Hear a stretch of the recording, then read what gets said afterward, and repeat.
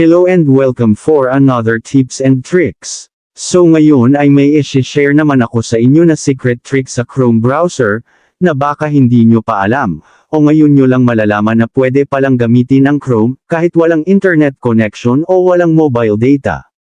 So kung interesado ka sa tricks natin ngayon, ay keep on watching and let's proceed.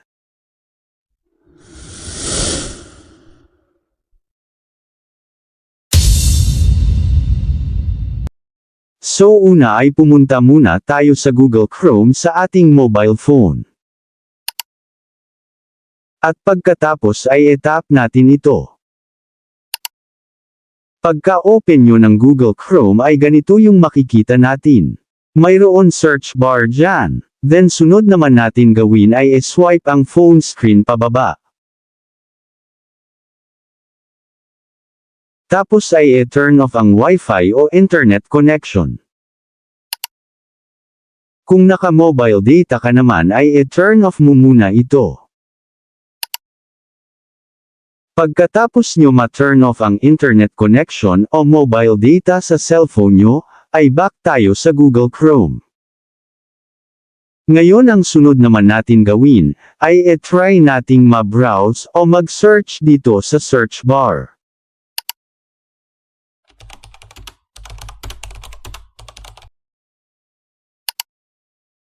So dahil walang internet connection, at naka-turn off din ang mobile data sa ating cellphone, ay ganito ang result na lalabas. No internet, load page later, at sa may ibaba naman, Chrome will let you know when this page is ready. Tapos ay may makikita din tayo na dinosaur dyan. So ito yung tricks dyan, maaring yung iba ay alam na ang tricks na ito. Pwede nyo po skip itong video, kung alam nyo na ang tricks na ito. At para po sa mga hindi pa nakakaalam, ay pwede kayong maglaro dito sa Google Chrome.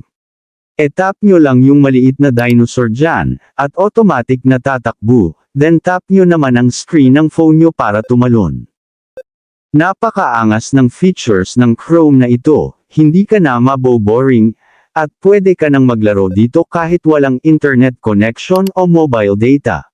Sana po ay may natutunan ka sa tricks natin ngayon, at kung gusto mo naman ng ganitong mga videos, ay pa-like and subscribe sa channel na ito, at mag-iwan na din ng comment sa my comment section. So thank you for watching. And God bless po sa lahat. So ayan, sana po ay nagustuhan nyo ang video natin ngayon, at maraming salamat po sa mga nag-subscribe, at kung bago ka palang napadaan sa channel na ito, at gusto mo ng mga ganitong video, ay huwag po sana kalimutang mag-like, subscribe, at pindutin ang notification bell button, upang updated po kayo once na mag-upload ako ng bagong video. So thank you for watching, and God bless po sa lahat.